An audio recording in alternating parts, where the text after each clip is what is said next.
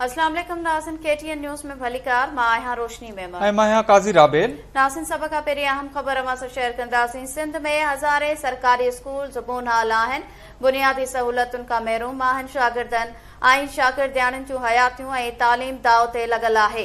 तफ़सील मालूम कंदासीं। लाइन ते मौजूद आहे अल्ताफ़ चन्ना। जी अल्ताफ़, छा तफ़सील आहिनि?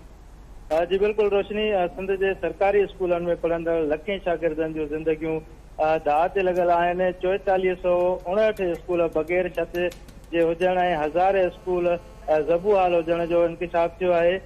20,000 खां वधीक स्कूल बग़ैर चौधरी वारी बुनियादी सहूलतुनि जी अणहूंद ऐं ज़बू हाली जी हालत में हलंदड़ आहिनि, जंहिंमें तालीम हासिल कंदड़ शागिर्द ऐं शागिर्दाणियुनि जूं ज़िंदगियूं दाव ते लॻल आहिनि।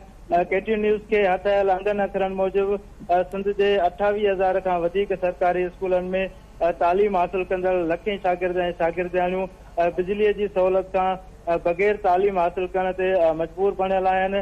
RSU जी रिपोर्ट मूजिबि तालीम खाते सिंध जा 15,371 सरकारी स्कूलनि में पीअण जे साफ़ पाणीअ जी सहूलत न हुजण जो इंकिशाफ थियो आहे।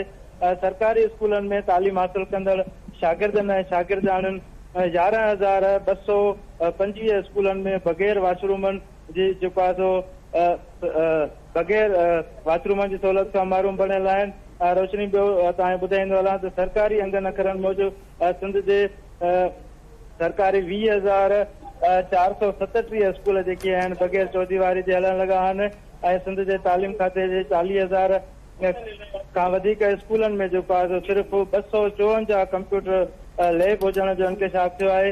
इन हवाले सां KTN न्यूज़ पारां फ़ोन ते तालीम खाते जे सूबाई वज़ीर ऐं सेक्रेटरी तालीम ज़ाहिद अब्बासी खां तालीम खाते में बुनियादी सहूलतुनि खां महरूम बणियल हज़ारे स्कूलनि बाबति मौक़ो वठण जी कोशिशि कई वई, पर संदन कॉल अटेंड कोन कई। जी वरी महिरबानी नाज़रीन, कराची खां अल्ताफ़ चन्ना तफ़सील ॾिना आहिनि।